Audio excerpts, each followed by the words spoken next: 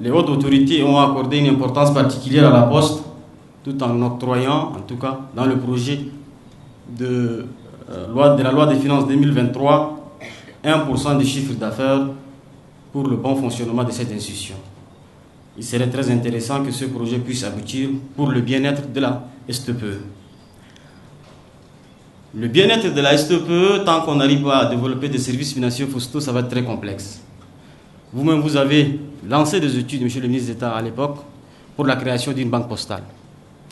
Nous avons essayé d'exploiter ces études. Le Premier ministre, chef du gouvernement, à l'époque, a mis en place un comité. Dieu fait bien les choses. Vous êtes là aujourd'hui. Nous vous souhaitons en tout cas plein de succès et particulièrement pour la réussite de la création de la banque postale qui nous a échappé depuis lors. Il est important aussi que l'administration publique soit dématérialisée et de mettre en place aussi des incubateurs pour booster l'entrepreneuriat numérique au bénéfice des jeunes. Le plus important, monsieur le ministre d'État, la SOTEL.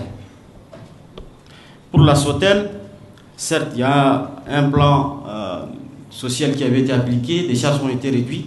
Dans le cadre de sa restructuration, maintenant il reste à redynamiser.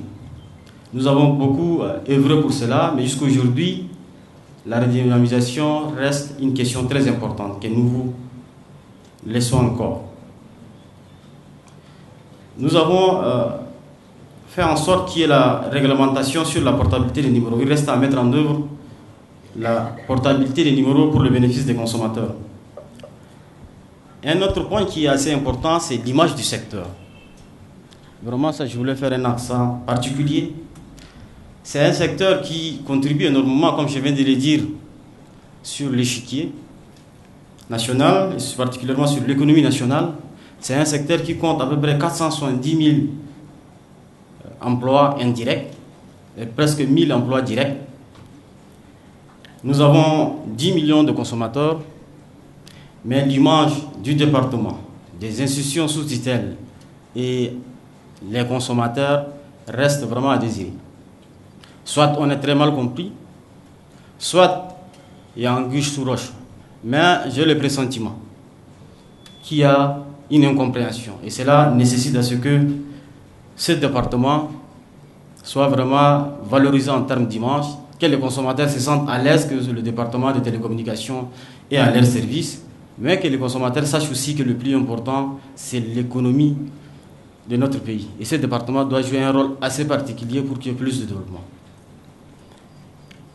L'autre point que vous n'ignorez pas non plus, c'est la restauration de l'équité des traitements des avantages entre les personnels du ministère et ceux des entités sous tutelle.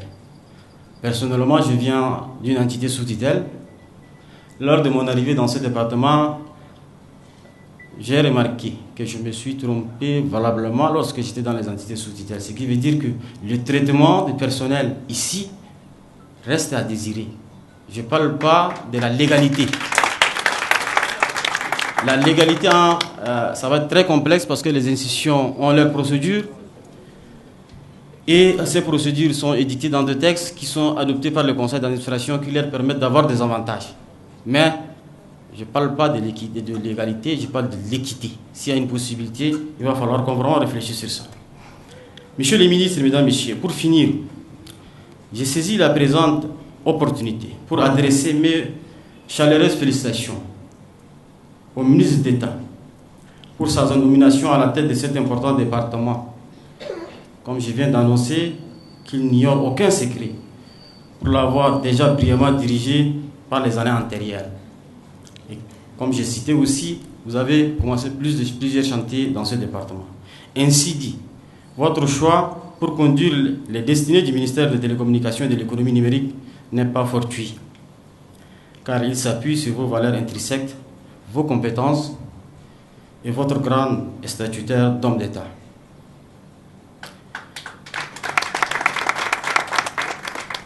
Il n'y a aucun doute en ce qui concerne la mise en œuvre de projets qui sont en cours et voire plus pour rendre résiliente l'économie numérique. Chers grands frères, qu'Allah vous aide et vous accorde sa bénédiction afin d'atteindre les objectifs assignés.